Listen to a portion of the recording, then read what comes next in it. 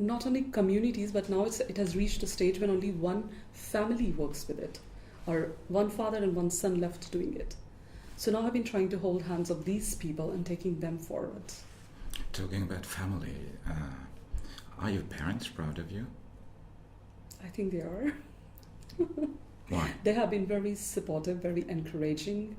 When I started working at that time, it was not very common for women to work. My entire so-called family, like other than my parents, were completely against the fact that I should do it. They were very upset with my parents that they are allowing me to do it.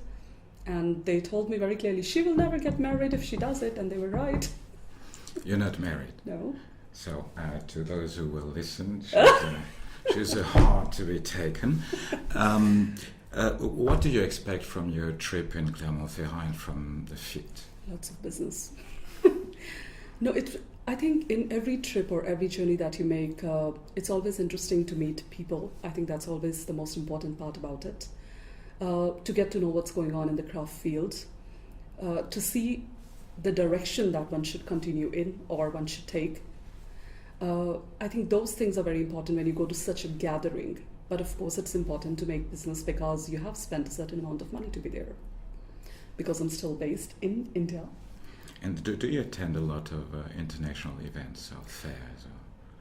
Since I formed my own company, I have been trying to do a lot of fairs.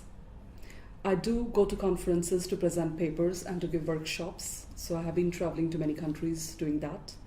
Because until unless you talk about your work or give workshops, people don't understand how much work goes in it. So that's, yes, important. Now, a last question. Mm-hmm. Is there a dream or a project that you haven't done yet and that you hope to realize? Writing a book. A novel? I've been working for it. A novel? A book on textiles. So tell us a bit about that book. I've been working on a book on the textiles of Gujarat, where I live, the state, but specifically block printing and resist dyeing, using resist dyeing. Because there have been quite a few books on India or Indian textiles, but nothing so specific. And during my journey, I have found so many different techniques within block prints which have not been mentioned anywhere.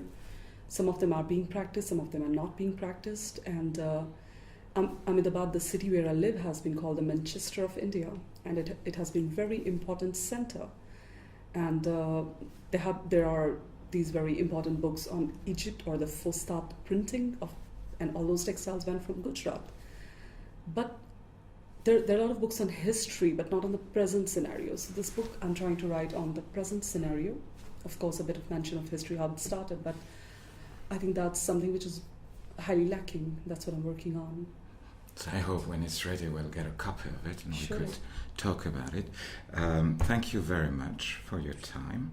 And I hope you authorize us, the FITE, the festival, to use those images for communication, etc., information purposes.